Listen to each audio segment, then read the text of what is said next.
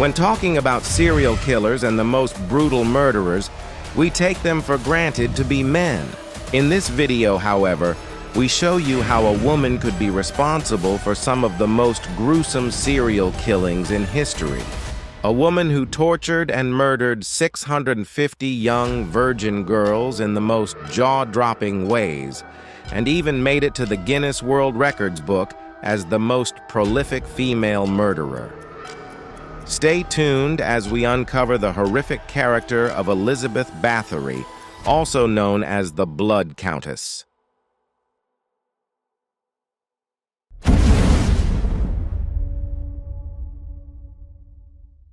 Countess Elizabeth Báthory was a noblewoman and a serial killer. She was born on August 7, 1560 in Hungary. Her father and mother, Baron George VI Báthory and Baroness Anna Báthory, belonged to the same house and were distant relatives. Being a woman of utmost authority, Elizabeth Báthory lived a relatively independent life.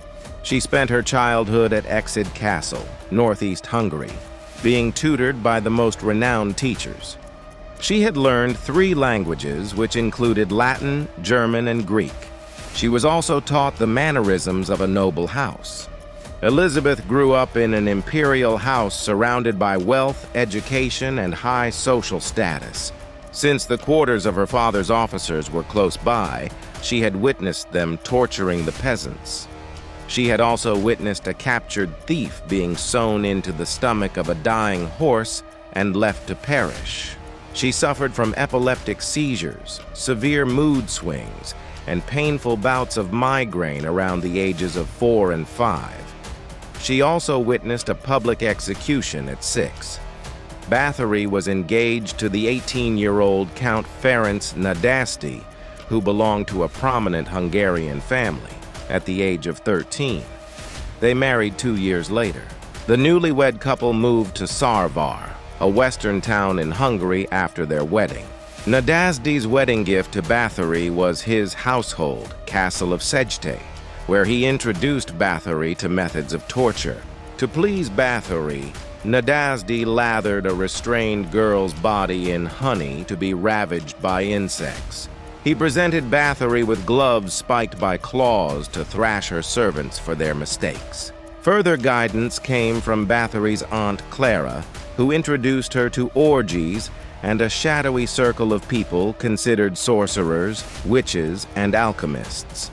Nadasdy became the chief commander of Hungarian troops only 3 years into their marriage, leading them to war against the Ottomans. Ferenc died in 1604 at the age of 48, the cause of death being either an unknown illness or battle-sustained injuries. Báthory and Nadasdy had lost 2 of their 5 children. The Countess had allegedly been involved in an affair with a servant 2 years into her marriage, resulting in an illegitimate child. Báthory gained full control of Ferenc's estate, which entailed its safekeeping and managing of business affairs. These years inflicted Elizabeth with an unbridled and maniacal fascination with murder. Elizabeth Báthory was also constantly anxious about her fading beauty due to old age. The first signs of Elizabeth's murderous tendencies appeared at the age of 40. One of her maids accidentally pushed the comb against Elizabeth's skull while brushing her hair. The pain and anger drove Elizabeth to punch the maid so furiously that caused her a nosebleed. At the sight of blood on her hands, the Countess sensed that the young girl's blood had softened her skin. She concluded that the girl's youth and beauty had been transferred through her blood. Therefore, she ordered her body to be drained. Elizabeth's killing spree began the same year her husband died. She submerged beautiful young ladies in the ice-cold bathtub during the coldest days of the year. She also tortured her maids by punching holes in their fingers with a needle, cutting their lips and noses, or lashing them. To maintain this sensation of youth, Elizabeth hung the virgin girls' ravaged bodies atop a marble bathtub after drinking their blood, only to bathe in it. A decade of horror ensued, during which the peasants of the Báthory castle hid behind locked doors, while hearing the pleading and cries of young women who were kidnapped in carriages. Later, Countess Báthory decided to prey on the daughters of the gentry whom she served as a tutor, rather than her maids and the peasant women. To further torture her victims, Báthory bit the flesh off their shoulders and breasts and burnt their limbs. She ordered the remains of these women to be simply discarded in nearby fields, grain storage barrels, or the stream that ran behind the castle. The rare cases of internment were limited to the garden adjacent to the castle. On one occasion, as the Countess's men were anonymously searching for beautiful rural girls, they noticed a pair of young siblings who were heading home stealthily. The men restrained the sisters midway and put them in the carriage. The men bound the girls' hands and gagged their mouths while heading toward the castle. Soon, they were about to witness every young girl's nightmare come true. The Countess's men imprisoned the sisters in a small room filled with such an intense stench that made breathing difficult. The Blood Countess personally attended the torture session a few hours later. She was particularly drawn to Maria, the younger sibling who had an incredibly beautiful face.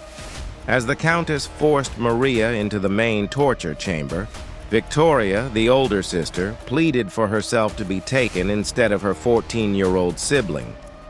The Blood Countess, however, cruelly ordered her men to bind Victoria to a tree for her fate to be decided later. Maria's shrieks soared as the Countess burnt her limbs with a heated iron skewer and amputated her fingers. She pulled Maria's hair viciously until the skin on her skull was peeled. As Victoria was crying while hearing her sister's agony, a maid made her way to her room without anyone noticing. The maid was allegedly Victoria's nephew, who later became the Countess's victim. The maid told her, "Remain silent and I will help you escape while the Countess is resting. You must not go to your sister. Even alive, she won't last long due to the torture she has received.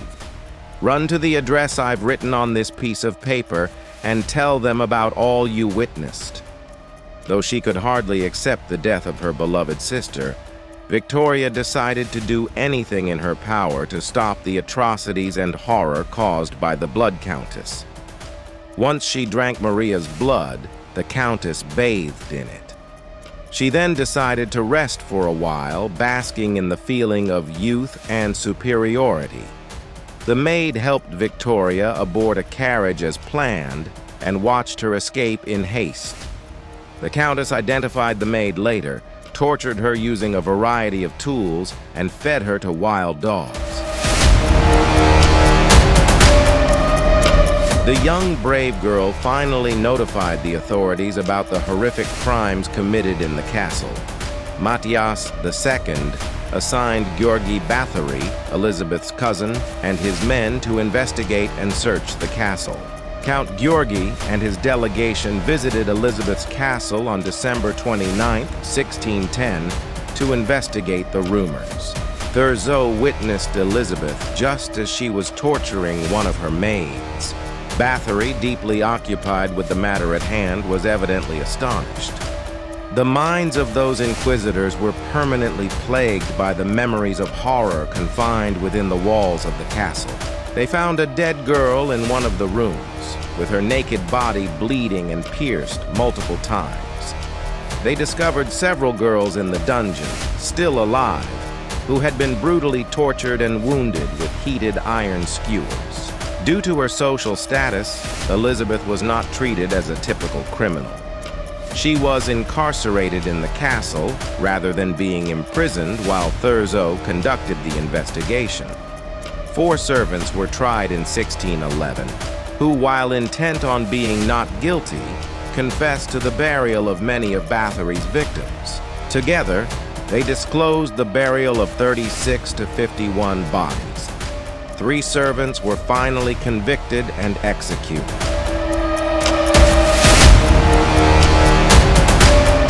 There was a total of 300 witnesses during the course of the investigation. One of the witnesses by the name of Susanna revealed that Báthory kept a record of her killings, which revealed the total number of victims to be 650.